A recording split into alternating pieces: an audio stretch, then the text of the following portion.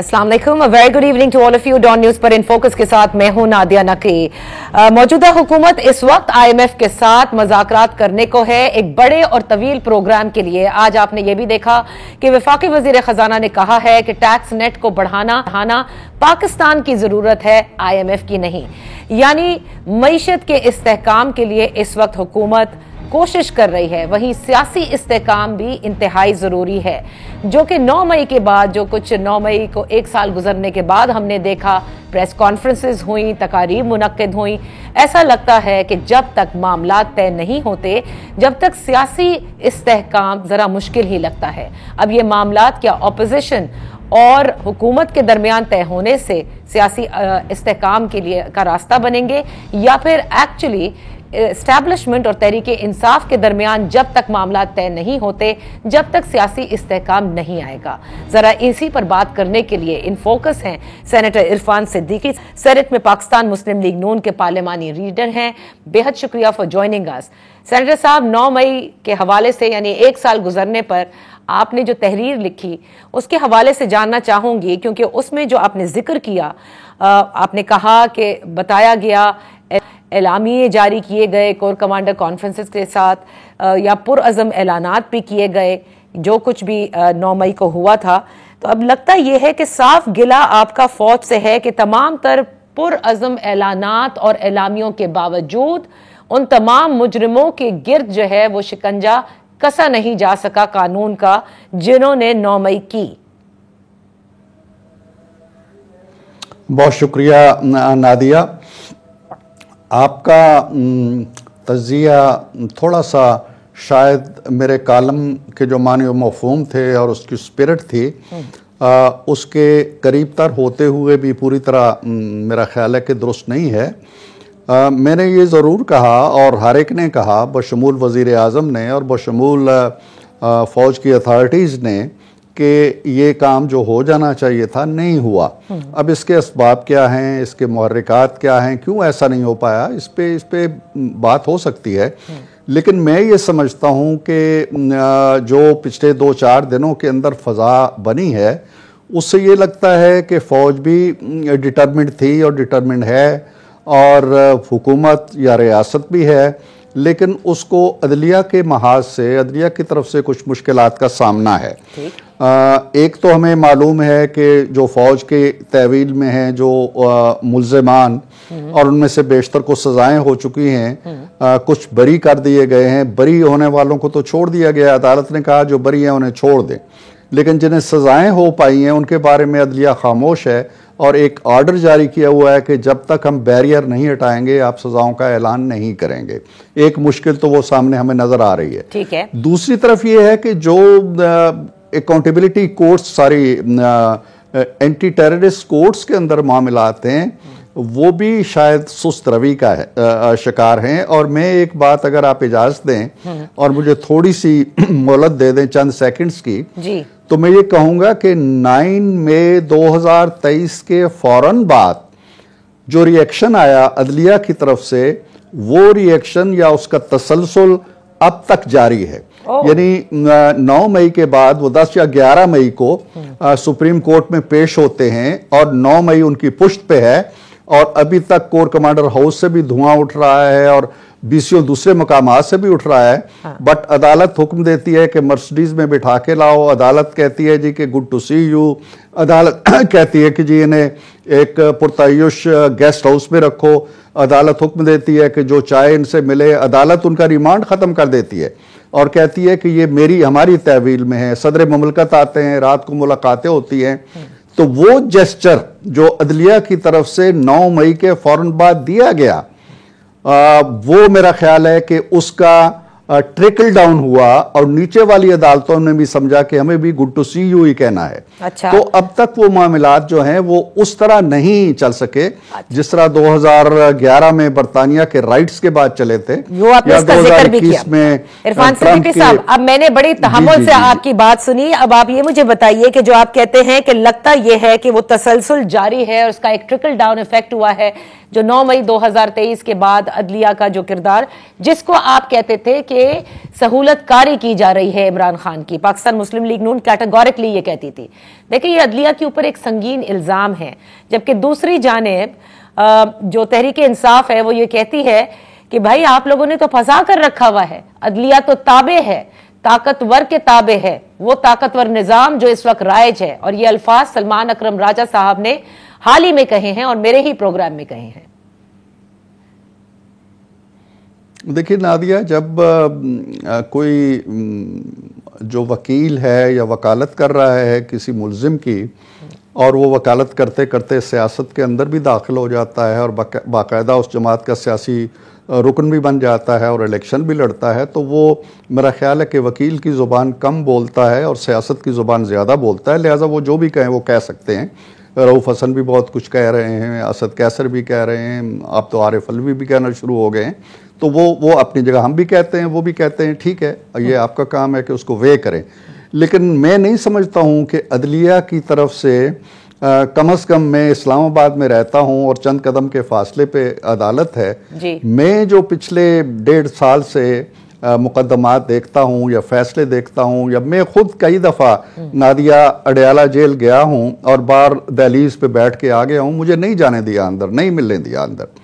यहाँ पे मेरा ख्याल नहीं है कि पाकिस्तान की तारीख के अंदर अगर कोई रिकॉर्ड निकाल ले तो जितनी मुलाकातें खान साहब से हुई हैं और अदालतों के थ्रू हुई हैं, जो गया उन्होंने कहा जी किसको मिलने दे, जो गया उसको कहा मिलने दे, उन्होंने कहा जी बैरक वसी हो जाए, बैरक वसी हो जाए, उन्होंने कहा शीशे उतार दे, शीशे उतार दे। तो सहूलतकारी इसी को कहते हैं। सहूलतकारी यही है कि मुकदमात फैसल ही नहीं हो पा रहे और रिलीफ उन्हें जो मिलता चला जा रहा है। मैं नहीं कहता हूं कि नहीं मिलना चाहिए, आइन और कानून के अंदर जो गुंजाइशें हैं वो जरूर मिलनी चाहिए। आप तो कह रहे हैं, आप तो मुलाकातों के ऊपर भी ऑब्जेक्ट कर रहे हैं इरफान सिद्दीकी साहब। मुझे तो ऐसा लग रहा है आप कह रहे हैं कि इमरान खान से मिलने नहीं कर रहा, इमरान खान से मिलने की इजाजत नहीं देनी चाहिए। मैं ये नहीं कहा, मेरे ये अपने अल्फाज आप मेरे मुंह में ना डालें।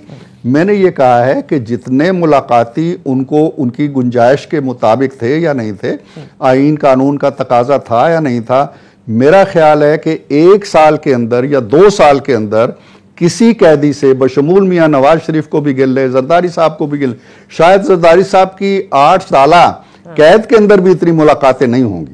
तो मैं ये नहीं कह रहा, मैं कह भी दूं तो मेरे कहने का कोई असर नहीं है, अदालत ने अपने अहकामात करने।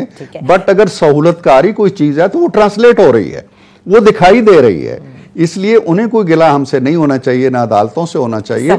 मैं आपके बुनियादी सवाल का जवाब दे रहा हूं कि ये जो फैसल नहीं हो पा रहे मुकदमे। लेकिन देखिए, अगर सहूलतकारी, मैं मान लेती हूं कि अगर आप ये समझते हैं कि किसी किस्म की सहूलतकारी हो रही है, तो माजरत के साथ वो तमाम खवातीन और वो लोग जो कि अभी तक इनकासरेटेड यानी जेल में बंद हैं, उनकी रिहाई के बाद उनको दोबारा से गिरफ्तार किया जाता है, फिर रिहाई के हुक्मनामे आते हैं, तब वो रिहा नहीं होते, फिर इसी तरह से ये सिलसिला चला जाता है। तो एक तरफ से अगर सहूलतकारी हो रही है तो इसका मतलब दूसरी तरफ कानून से तजावुज हो रहा है, जहां जबरदस्ती के केसेस डाले जा रहे हैं। देखें, केसेस डालना, मैं हमेशा इसके खिलाफ रहा हूं और मैंने आपके प्रोग्राम में भी कई दफ़ा कहा है कि मैं इन चीज़ों का हामी नहीं हूं, ना हमारी जमात हामी है।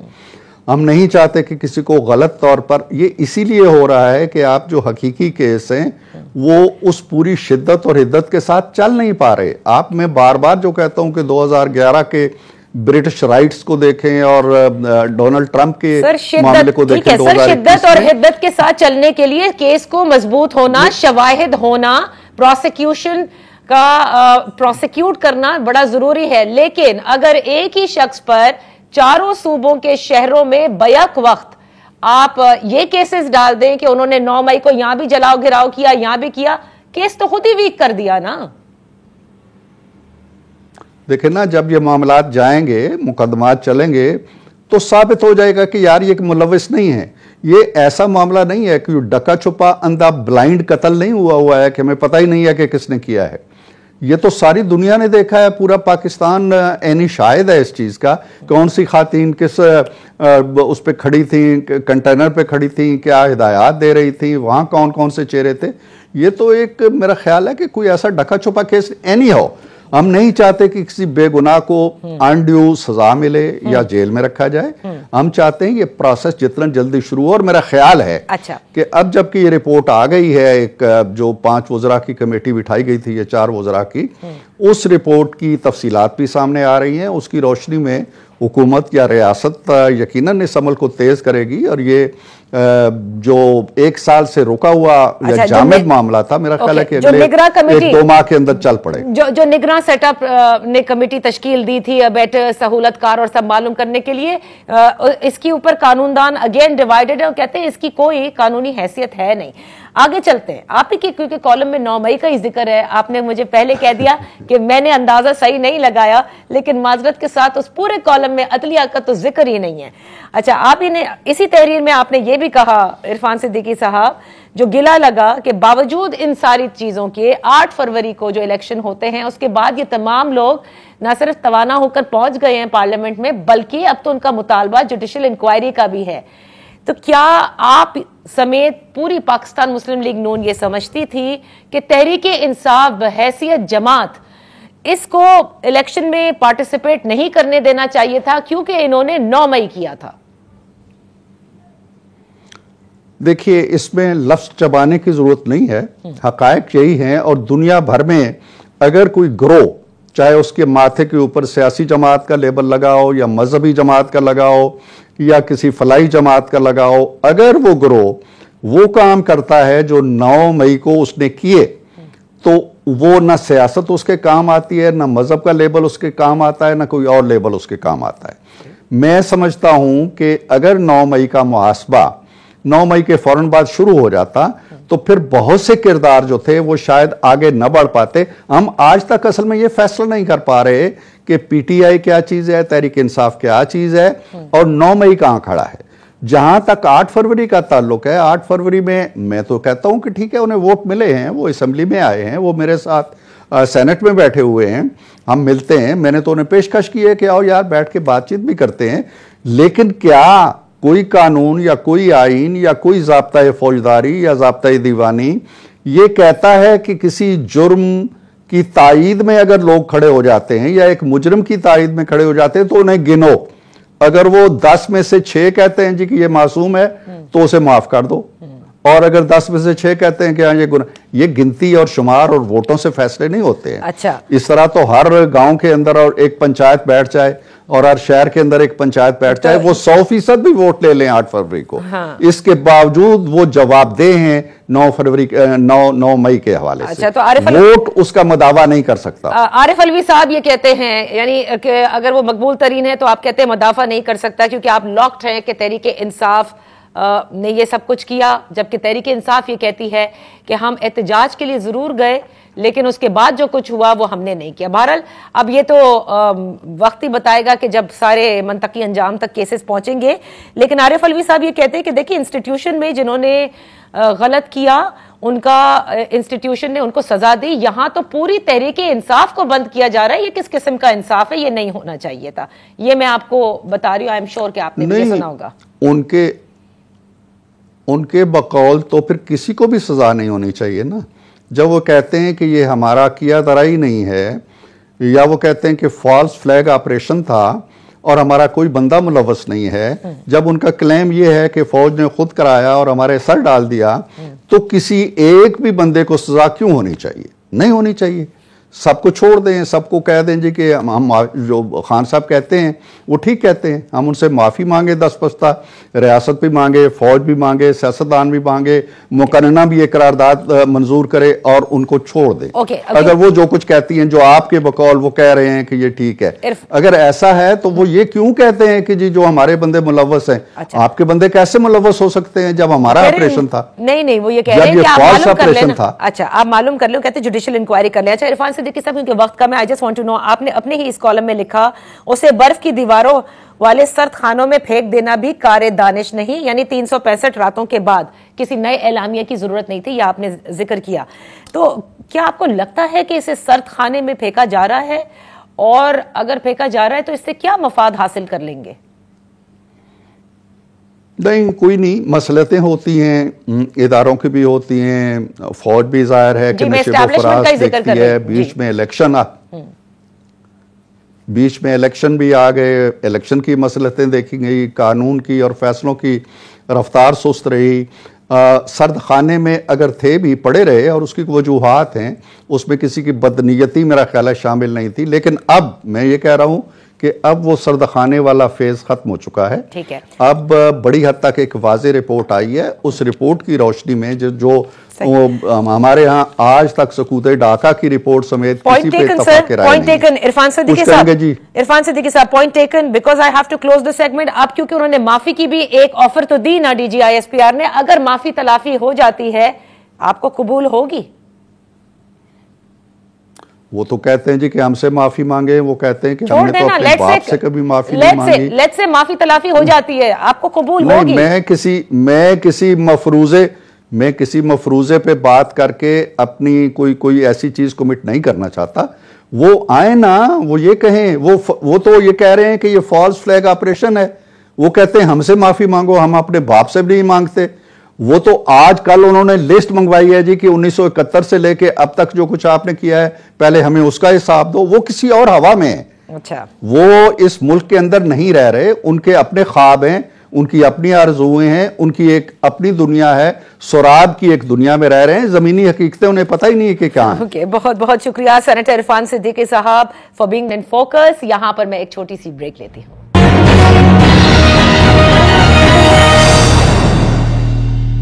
Welcome back. हमारे साथ हैं आज तहरीके इंसाफ से तैमूर सलीम झगड़ा साहब, फॉर्मर फाइनेंस मिनिस्टर रह चुके हैं खैबर पख्तूनख्वा के। क्योंकि बात IMF के हवाले से भी है और दूसरी जानिब आपको याद होगा कि गुज़िश्ता रोज भी तैमूर सलीम झगड़ा साहब ने एक बड़ी तवील प्रेस कॉन्फ्रेंस की, जिसमें 8 फरवरी में जो इलेक्शंस हुए, वैसे तो वो रिगिंग के हवाले से बहुत सारे फैक्ट सामने लेकर आ रहे हैं, लेकिन हर प्रेस कॉन्फ्रेंस में कोई नए फैक्ट सामने आते हैं। और इस मर्तबा तो उन्होंने chief election commissioner Sultan Raja साहब को कहा है, वेक अप सुल्तान साहब, ये सब क्या हो रहा है? 1 नहीं, 20 नहीं, बल्कि 65 बार का उन्होंने जिक्र किया है। ये सब मामला क्या है, इनसे डिस्कस करते हैं। Thank you so much for being with us on in focus. Taimur, I would like to first start with जो हमारी मईशत के हालात हैं, क्योंकि आज ही जो फाइनेंस मिनिस्टर हैं उन्होंने जिक्र भी किया कि जो टैक्स बढ़ाना है, यानी टैक्स नेट को जो ब्रॉड बेस करना है, वो IMF की नहीं बल्कि हमारी जरूरत है। मौजूदा हुकूमत पावर डिवीजन को भी बड़ा सीरियसली ले रही है, and they don't want any sort of more bleeding in this power sector. आपको याद होगा कि खैबर पख्तूनख्वा को भी खत लिखा गया और उसके बाद बड़ा वावेला मचा। मैं ये जानना चाहती हूँ, क्योंकि अली अमीन गंडापुर साहब जो कि CM हैं, उन्होंने कहा वो तस्लीम करते हैं कि खैबर पख्तूनख्वा में बिजली की चोरी हो रही है, लेकिन लोगों के पास पैसे नहीं, और जो विफाक के पास पैसे बनते हैं वो उसमें से कटौती कर लें। अब ये जवाब मुझे समझ में नहीं आया जब पूरे मुल्क में बिजली चोरी के खिलाफ एक क्रैकडाउन है। पहले तो पूरे मुल्क में एक क्रैकडाउन नहीं है। एक स्कीम चली थी शहबाज शरीफ के गवर्नमेंट के आखिरी दिनों में, जो फिर केयर टेकर्स में मेरे ख्याल में ओवरलैप हुई थी, जिसमें बड़ा जो है वो हाईलाइट किया गया था कि इस फीडर से इतनी जो है वो सेविंग हो गई और इस फीडर पे इतनी होती है। ये स्कीमें कभी कामयाब नहीं हुई क्योंकि ये फंडामेंटल्स को नहीं टैकल कर रही। ओके, आपने बहुत इंपॉर्टेंट इशू उठाया है, तो मैं गुजारिश करूंगा कि सियासत के बजाय इसकी कॉम्प्लेक्सिटी को समझ जाए। पहली चीज तो यह है, पाकिस्तान को और टैक्स की जरूरत है, बिल्कुल है, इसमें कोई शक नहीं, और इसका हाल यह है कि वफाक और सूबे मिल के काम करें। ठीक है। दूसरी चीज ये कि बिजली का निजाम ठीक करना है, और बिजली के सेक्टर में अक्रॉस द बोर्ड जो है वो चोरी होती है, और इसका लॉन्ग टर्म हल एक्चुअली ये है कि डिस्कोस प्राइवेटाइज हो। जितने भी मसले कराची इलेक्ट्रिक में है, जो पुरानी वहां पे केस्को होती थी या जो भी उसका नाम था KESC, उससे कराची इलेक्ट्रिक ने लॉसेस भी कम कर दिए और बिजली का निजाम भी बेहतर है। और मेरे ख्याल में अगर लोकल अथॉरिटीज और हुकूमत सपोर्ट करती तो और भी बेहतर होता। चैलेंजेस क्या है? ये चैलेंज वैसे खैबर पख्तूनख्वा में तब से शुरू हुआ है जब नवाज शरीफ ने आज से 25 साल पहले बापदा फौजियों को दे दिया था और फौजी नौजवान जाके मीटर चेकिंग करते थे और बहुत सी जगह उस वक्त से आहिस्ता आहिस्ता डी इलेक्ट्रीफाई हो गई, लोगों ने अपने मीटर्स हटा दिए। ठीक है, इशू लॉन्ग स्टैंडिंग है, लेकिन इसका एक और पहलू भी है। दूसरा पहलू यह है कि अगर आप जनरेशन साइड देख लें, ट्रांसमिशन साइड देख लें, डिस्ट्रीब्यूशन देख लें, और मैं आपको चैलेंज करता हूं, ओके, आपको यह पता चलेगा कि जो सारी इन्वेस्टमेंट है वो सारी इन्वेस्टमेंट जाती है पंजाब में। ये फैक्ट्स एंड फिगर्स है, मैं आपको बाद में दे भी दूंगा, क्योंकि इस पे एक खत मैंने 2 साल पहले इनफैक्ट हमाद अजहर को लिखा था जब वो मिनिस्टर। एक तीसरा चैलेंज भी है, अच्छा, जिस चीज की आप बात कर रहे हैं, बिजली बनती है खैबर पख्तूनख्वा के पानी से, जिसकी वजह से जो है वो रेट कम रहता है, क्योंकि जो हमारी तरबेला की बिजली है या मंगला की बिजली है वो पूरे मुल्क में सबसे सस्ती बिजली में से है। अब एक तरफ तो आइन में एजीएन काजी फॉर्मूला लिखा है जिसके तहत हमारे 1400-1500 अरब रुपए बनते हैं, लेकिन चले अब कह दें कि ये फिलहाल कंट्रोवर्शियल है, इस पे बात नहीं होती। दूसरी तरफ जो एक मुआहिदा नवाज शरीफ की गवर्नमेंट ने 2016 में परवेज खटक के साथ साइन किया, जिसमें हर साल 1.1 रुपए फी यूनिट इन प्रोजेक्ट्स पे और फिर उस पे 5% इंक्रीज हर साल मिलता है। उसमें इमरान खान के दौर में तो हमने 110 अरब रुपए लिए, पिछले 2 सालों में 5 या 6 अरब रुपए से ज्यादा भी नहीं मिले। अच्छा, तो खैबर पख्तूनख्वा सफर कर रहा है, जो खैबर पख्तूनख्वा का कंपेटिटिव एडवांटेज है वो उसको मिल नहीं रहा। और इसके हल की तरफ मैंने देखा है जो वफाकी इदारे हैं, मैं सिर्फ पीएमएलएन की गवर्नमेंट की बात नहीं करता, तो एक्चुअली उस लेवल पे काम नहीं करते जो करना चाहिए। लेकिन तैमूर, अगर आप काम नहीं करते, तैमूर एक चीज देखें, अभी जो विफाकी वजीर हैं अवैस लगारी साहब, उन्होंने तमाम तर सूबों को खत लिखा है ना, उसमें बिजली की चोरी को कम करने का कहा है। जब खैबर पख्तूनख्वा को लिखते हैं, आपके नेट हाइडल प्रॉफिट का जिक्र बिल्कुल हुआ है, आप लोगों ने रेस किया है कई मरतबा, विफाक की तरफ पैसे बनते हैं, ये भी सूबे की एक शिकायत है और वो कहते हैं कि इसको जल्दी रिलीज करें, बट ये जवाब कहीं नहीं बनता कि चोरी हो रही है, हम तस्लीम करते हैं और आप चाहें तो कटौती कर लें उसमें से। देखिए, ये तो बिकॉज तहरीके इंसाफ और वैसे भी सूबे की इंतजामिया को हर सूरत हर किस्म की चोरी करप्शन को खत्म करना है। और विफाकी वजीर ने जो उनके बकौल जो उन्होंने खत लिखा, उसमें एक उन्होंने टेस्को का जिक्र किया कि इसके 2 तरीकाकार हैं कि मसले का हल इस तरह से निकल सकता है कि टेस्को के इलाकों में रिकवरी के लिए सूबाई हुकूमत जामे प्लान मुरतब कर ले, या फिर दूसरा हल यह हो सकता है कि सूबाई हुकूमत टेस्को के इलाकों में पावर सप्लाई का बेड़ा उठा ले। नादिया, मैं आपको इनवाइट करता हूं कि आप मेरे साथ पेशावर आए और लोगों से बात करें, क्योंकि ये मसला इतना सिंपल नहीं है। मैं इस बात से एग्री करता हूं और मैंने 4-5 साल कोशिश की है। मेरे हल्के में पेशावर का सबसे पॉश एरिया भी आता है, हयाताबाद, और मेरे हल्के में ऐसे एरियाज भी आते हैं जहां पे 1 घंटे से ज्यादा बिजली नहीं मिलती। अब इन दूसरी जगहों पे चैलेंज क्या है? 4-5 बार इलेक्ट्रीफाई करने की कोशिश की, मीटराइज करने की कोशिश की। सबसे पहले पेस्को का स्टाफ वहां पे वो मीटराइजेशन रोकता है। अच्छा। दूसरी चीज, जो वहां पे लोगों पे एरियर्स लगे, एक गांव है वो 20 साल पहले डीमीटराइज हो गया, वहां पे सर्विस डिलीवरी इतनी बुरी है पेस्को की कि कोई बिजली लगाता ही नहीं है। And this is the case across a lot of Khyber Pakhtunkhwa. अच्छा। जब पेशावर में है तो आप सोच सकते हैं कि पेशावर के बाहर क्या है। जो लोग मीटर लगा देते हैं पेस्को वाले, उनको कहते हैं कि अब 2-3 महीनों बाद आपके इस गांव के सारे एरियर्स हम आपके मीटर के ऊपर डालेंगे। जिसके घर में 2-3 लाइट बल्ब नहीं होते, उनको लाखों का बिल जो है वो आ जाता है, 10-10, 20-20, 30-30 लाख का आ जाता है। मैंने खुद अपनी आंखों से देखा। अच्छा, तो इसका मतलब हल ये है तैमूर, आप भी ये समझते हैं, हल क्या है ये बताएं ना। एक सेकंड, मैं कह इसलिए रहा हूं कि अगर आपने ये हल करना है, मैं दोनों तरफों को कह रहा हूं, ये जवाब भी पहले नहीं बनता कि फेडरल गवर्नमेंट खैबर पख्तूनख्वा के साथ ना बैठे और जो बिजली के मद में खैबर पख्तूनख्वा को ड्यूज है उसका एक म्यूचुअली एक्सेप्टेबल हल निकाले, नंबर 1। नंबर 2, खैबर पख्तूनख्वा की ट्रांसमिशन और डिस्ट्रीब्यूशन में और छोटे सूबों की ट्रांसमिशन और डिस्ट्रीब्यूशन में इन्वेस्ट करें। नंबर 3 वो इन्वेस्ट इसलिए करे क्योंकि उसके बगैर वो प्राइवेटाइज भी नहीं होंगे।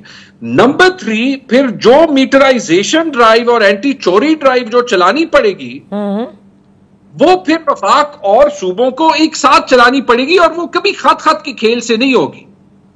ना अवैस लगारी उनकी वालदा, अगर मुझे याद है, वो खैबर पख्तूनख्वा से, ना अवैस लगारी कहीं आए हैं, ना उनसे पहले जब खुरम दस्तगीर थे उनको मैंने खुद इनवाइट किया था, एक ट्रिप उन्होंने नहीं लगाया था। अच्छा, आ जाएं, ग्राउंड पे मसला देखें और सॉल्व होने का हाल है। टेस्को की बात आपने की, टेस्को में तो आप देख लें, ये टेस्को तो 70 साल वफाक के पास था।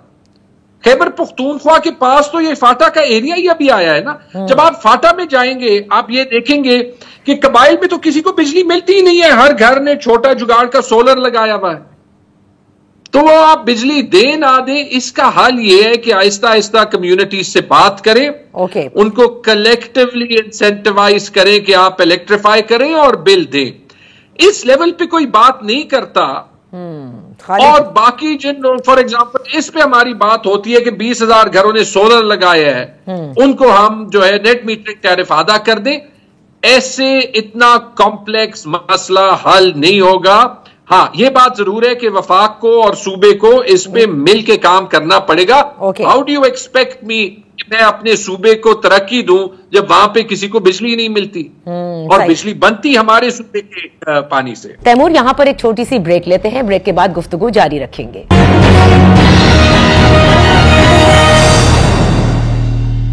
Welcome back. इन फोकस है तैमूर सलीम झगड़ा साहब। गुज़िश्ता रोज आपने प्रेस कॉन्फ्रेंस की तैमूर, इट सीम्स कि आप तो बिल्कुल पीछे हटने को तैयार नहीं। हम ये जानना चाहते हैं, आपके तो केसेस भी हैं ना जो चल रहे हैं, ट्रिब्यूनल्स में होंगे।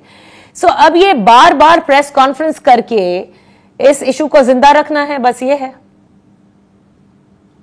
क्या जमहूरियत को गिव अप कर दे? ये तो नहीं हो सकता। और जेन्युइनली एक सीट के लिए मैं नहीं कर रहा। फिलहाल मैं कुछ टाइम सियासत को दे रहा हूं, कुछ टाइम जो है वो हर रोज ऑब्वियसली टीवी से डिमांड आती है। बहुत बड़ा कॉज है हमारा। इसमें जो सबसे कम इंपॉर्टेंट चीज है पर्सनली वो है अपनी एमपीए की सीट रिगेन करना। लेकिन look at the larger picture. अब डीजीआईएसपीआर ने भी कहा ना कि 31% पीटीआई को वोट मिला और ये काफी नहीं है टू टेक देम सीरियसली। अगर हम ये साबित कर दें कि ये 31% नहीं 51 या 60% था तो फिर ये ठीक होगा। वैसे ठीक तो 31% भी है। यहां पे 20% पे गवर्नमेंट्स बनी है, सारी पार्लियामेंट्री डेमोक्रेसीज में बनती है। सही। We need to understand democracy. Press conference क्यों की? देखिए, ये कोई इंडिविजुअल सीट का मसला नहीं है। पेशावर से कराची तक, इस्लामाबाद, क्वेटा, लाहौर, हर जगह ये रिगिंग हुई है। हमें पता है कि ये इंस्टीट्यूशनली हुई है। हमें पता है कि केयर टेकर गवर्नमेंट मुलव्विस थी। हमें पता है कि नीचे जो भी उनके नीचे इदारे होते हैं जो रिगिंग में इन्वॉल्व होते हैं वो इन्वॉल्व थे। सिविलियन इदारे तो उसमें थे। वो जिस पे इल्जाम लगाते हैं वो ऑफ द रिकॉर्ड उनसे ही पूछ लें कि उन पे किन का प्रेशर था। अब हमने जो कल प्रेस कॉन्फ्रेंस की, क्योंकि ये जो बेशर्म हरकत पेशावर में हुई थी ना, पहले तो 9 सीटों पे रिजल्ट रिवर्स हुआ। एक एमएनए का नूर आलम खान का 38,000 वोट 1,38,000 हो गया। आपके ख्याल में 9 मई को नूर आलम खान मौलाना फजल रहमान के जलसे में क्यों नहीं था और इस्तेकामे पाकिस्तान की उसने जो है वो क्यों फ्लैग वहां पे उठाया था पेशावर में? क्योंकि उन्हें पता है उन्हें किसने जितवाया है। ठीक है। इसी तरह कल हमें मिला तो इस्तेकामे Pakistan hang on Taimur, let's be very clear. देखिए, लोगों को ना इशारे कनाइयों में बातें नहीं समझ आती, शायद मैं और आप फिर भी समझ लें। इस्तेकामे पाकिस्तान पार्टी का परचम जो नूर आलम ने उठाया, तो क्या कॉनोटेशन है, किसके फेवर में उठाया? ये इस्तेकामे पाकिस्तान पार्टी तो मेरे ख्याल में खत्म हो गई। ये थी इस्तेकामे पाकिस्तान रैली। कोइंसिडेंटली इसमें सारे सिर्फ वो पॉलिटिशियंस आए और शायद मेरे ख्याल में ये 8-9 वो पॉलिटिशियंस थे जिनको फॉर्म 47 से पेशावर में जितवाया गया है और 10-20 उनके सपोर्टर्स थे। ठीक है। पॉइंट वाज कि जो हुकूमत का नैरेटिव है उसको सपोर्ट करें। मौलाना साहब का नैरेटिव तो आपको पता है। अब नाम तो कुछ फर्क चुन लेना। इस्तेकामे पाकिस्तान पार्टी फेल हो गई तो रैली को नाम इस्तेकामे पाकिस्तान क्यों देना है? नाम को चेंज कर दें ताकि ये इतनी आसानी से जुड़ ना जा सके। लेकिन नादिया, ये प्रेस कॉन्फ्रेंस पे आता हूं and I am very grateful कि आपने इस पे बात की। सिर्फ पेशावर की मिसाल लें, पेशावर में और बाकी खैबर पख्तूनख्वा में फर्क क्या था? जब आपकी इंतजामिया बेईमान हो या उनमें थोड़ा सा ईमान या गैरत हो ना, तो फर्क नजर आता है। यहां पे हमारा डीसी और सीसीपी अभी तक वैसे बैठे हुए, लेकिन उनमें इतनी जरूरत नहीं थी कि थोड़ा सा प्रेशर बर्दाश्त करते। 9 सीटें तो चेंज कर दी। अब हमसे लोग कहते हैं कि आप तो इसलिए जो है वो प्रोटेस्ट रेस करते हैं कि आप हार गए। ये तो हमेशा हुआ है। तो कल हमने एक 10वां हल्का दिखाया। ठीक है, 10वां हल्का था जो टीआई जीत चुका था, सूबाई हल्का है पीके 83 इनर सिटी का। राइट, वहां पे पीटीआई के 38,500 वोट और दूसरे नंबर पे एएनपी का कैंडिडेट था 33,000 वोट। बड़ा क्लोज मुकाबला लगता है, 4,500 वोट का फर्क। इलेक्शन कमीशन की वेबसाइट पे पीके 83 के रिजल्ट्स देख लें। ठीक है, क्योंकि एक एक करके मैंने देखे। इलेक्शन कमीशन के वेबसाइट पे 141 में से 65 फॉर्म्स, ये जो आपने 65 का जिक्र किया, 1 नहीं, 2 नहीं, 3 नहीं, 5 नहीं, 65 फॉर्म्स पे रिजल्ट उल्टा लिखा गया है। यानी कि पीटीआई के वोट एएनपी को, एएनपी के पीटीआई को। 2 फॉर्म 45 नहीं है, 1 फॉर्म 45 है। फॉर्म 45 दिखा रहा है पीटीआई जीत गया, लेकिन जो टेब्यूलेशन फॉर्म है जिसको फॉर्म 48 कहते हैं, उसमें सब 65 पे पीटीआई का वोट एएनपी को, एएनपी का पीटीआई को। ये और हल्कों पे भी है। तो मेरे सवालात ये हैं, ठीक है, क्या जो आरओ हैं मिसबा वहीद साहिबा वो जवाब देंगी कि 65 बार उनसे एक गलती हुई? क्या हमारे डीसी जो डीआरओ थे वो जवाब देंगे, या सिकंदर सुल्तान राजा जवाब देंगे कि ये बार बार ये पेशावर में हर हल्के में ऐसे क्यों होता है कि जो पीटीआई जीती है उन पे भी उनका वोट कम किया गया है?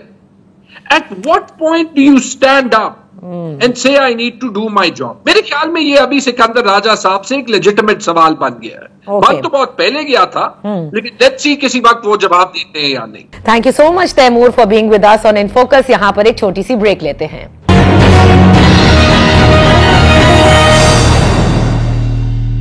Welcome back. गुज़िश्ता रोज और आज भी आजाद कश्मीर में जिस तरह से एहतजाज जारी है, और इस एहतजाज की कॉल अवामी एक्शन कमेटी की जानिब से दी गई थी, जिसमें महंगाई के खिलाफ, बिजली के बिलों और टैक्सेस के खिलाफ ये एहतजाजी कॉल थी, जिसमें लॉन्ग मार्च, पहिया जाम, इसके अलावा शटर डाउन, ये सब होना था। लेकिन गुज़िश्ता रोज मुजाहिरीन और पुलिस के दरमियान जो झड़पें हुई और जिस तरह का तसादुम हमने देखा, तमाम तर विजुअल्स आपके सामने हैं। एक एएसआई की जाँ बहक होने की भी इत्तला आई। दूसरी जानिब उस नौजवान का भी आपने देखा होगा, वीडियो सोशल मीडिया पर भी थी, जहां पर वो बाकायदा तौर पर लटक रहा था, शायद अपनी जान बचाने के लिए भाग रहा था, और उसके बाद फिर वो दरिया के अंदर गिर गया और बताया जा रहा है कि वो शदीद तौर पर जख्मी है। बहरहाल ये तमाम जो मामला है, और आज़ाद कश्मीर के जो वज़म हैं उनकी जानिब से ये कहा गया है कि वो एक्शन कमेटी से बात करने के लिए तैयार भी हैं, और उनका जो मुतालबा है वो कहते हैं कि आटे में वो ज़रूर रिलीफ दे सकते हैं और बिजली के बिलों में, और ये जो तरक्याती बजट है इसमें से वो ज़रूर देंगे। लेकिन मामला यहाँ तक कैसे पहुंचे, इस पर बात करने के लिए हमारे साथ स्पीकर आज़ाद कश्मीर असेंबली चौधरी लतीफ़ अकबर साहब मौजूद हैं। Thank you so much for joining us. Chaudhry साहब, जो लेटेस्ट इस वक्त सिचुएशन है, क्योंकि आज सुबह से ये खबरें थी कि रेंजर्स भी तलब कर लिए गए हैं और कई जगह पे जो इंटरनेट सर्विस है, मोबाइल सर्विस है, उसकी बंदिश भी है, क्या मामलात कंट्रोल में आए हैं? मामलात काफ़ी हद तक कंट्रोल में भी हैं, और काफ़ी हद तक कई जगहों पे कंट्रोल, अभी तक तो सिचुएशन ऐसी नहीं पैदा हुई कि जिससे कोई बहुत ज़्यादा ख़राबी पैदा हो सके।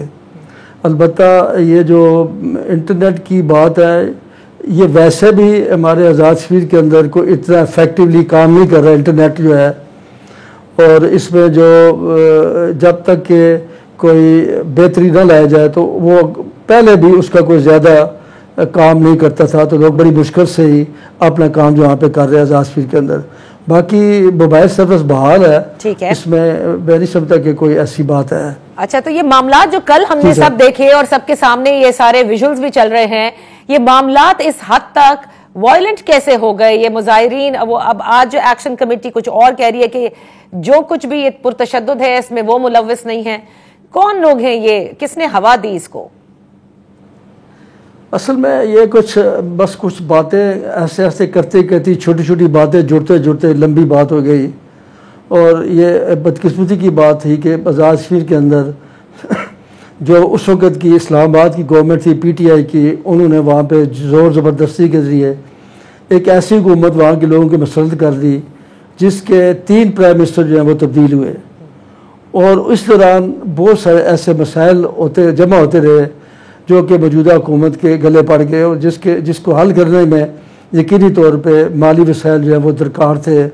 और बहुत सारे गवर्नमेंट ऑफ पाकिस्तान से उसके मामला जुड़े हुए इन दोनों चीज़ों से, जो गंदम की कीमत है उससे भी, आटे की कीमत से भी, और बिजली के जो बिल आते हैं उनसे भी जो है ये दोनों बातों से जुड़े हुए हैं।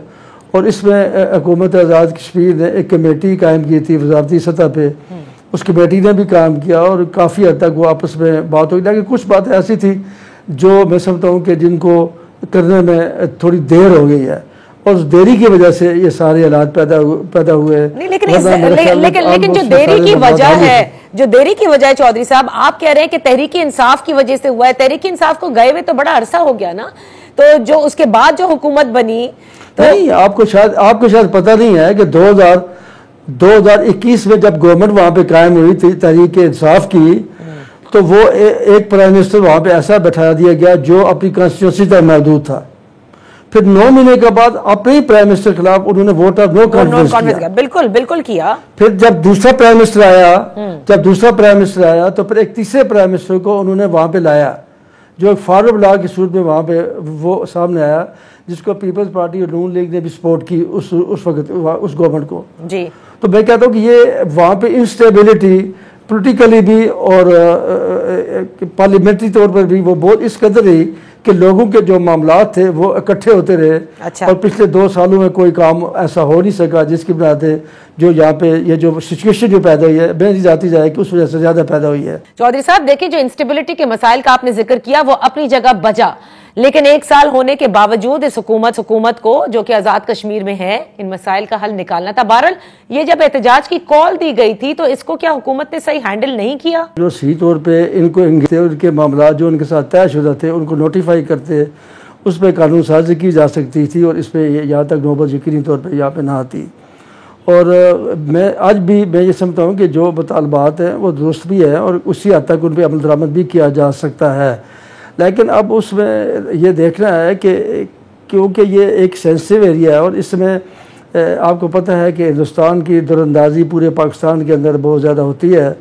और पिछले अरसे में रावलाकोट के अंदर मस्जिद में एक हिंदुस्तानी एजेंट ने वहाँ पे एक बंदे को वो शहीद किया गया, सियालकोट का बंदा था, उसको शहीद किया गया वहाँ पे। इसी तरीके से आपको पता है कि इस बात को हिंदुस्तान के वज़ीर दफ़ा ने भी तस्लीम किया कि हम पाकिस्तान के अंदर 20-22 बंदों को जो है वो मार चुके हैं, टारगेट किए। उन्होंने कनाडा में भी ये बात की है, वहाँ पर भी नजर सिंह का कत्ल हुआ। फिर अमेरिका में जो था उसको कत्ल करने की साजिश की गई। तो इसमें कुछ ऐसे लोग बाद में आ जाते हैं, आपको पता है तारीखों में, कि जो इस किस्म के हालात पैदा करके खराबी पैदा करे जाते हैं। अच्छा। लेकिन आज आपको शायद इल्म होगा कि प्रेसिडेंट आसिफ अली जरदारी साहब का हम शुक्रगुजार हैं कि उन्होंने हमारी रिक्वेस्ट पे हमारी पार्लियामेंट के मेंबरान का इजलास पीपल्स पार्टी के मतलब जो उनका इजलास तलब किया है। और इस मामले पे हमारी डेफिनेटली वहाँ पे उनसे जो बात होगी और हमें यकीन है कि इस मसले का कोई ना कोई हल जो है निकाला जाएगा। अच्छा चौधरी साहब, आखिर में मुझे सिर्फ इतना बताइए कि क्योंकि आपने जिक्र किया कि जाहिर है कि इसको हुकूमत ने सही हैंडल नहीं किया, लिहाजा अब जो उनकी डिमांड्स हैं इस वक्त मुजाहिरीन की, उनसे मिल बैठ करके बात करके और इसका हल निकाल कर कितने अरसे में आप समझते हैं कि ये तमाम तर एहतजाज डिफ्यूज करने में दुकानें दोबारा खुल जाएंगी, जिंदगी वापस मामूल पर आ जाएगी? मेरे ख्याल में आज हम प्रेसिडेंट साहब से मिलने जा रहे हैं तो इससे मुझे यकीन है कि मतलब 1-2 दिन में ये सारे मामला सेटल हो जाएंगे और सारे मामला जो है वो जिंदगी के बहाल भी हो जाएंगे। जी जी, बहुत बहुत शुक्रिया। चौधरी लतीफ़ अकबर साहब, स्पीकर आज़ाद कश्मीर असेंबली, हमारे साथ थे। इसी के साथ प्रोग्राम का वक्त खत्म होता है। इजाजत दीजिए, अल्लाह हाफिज।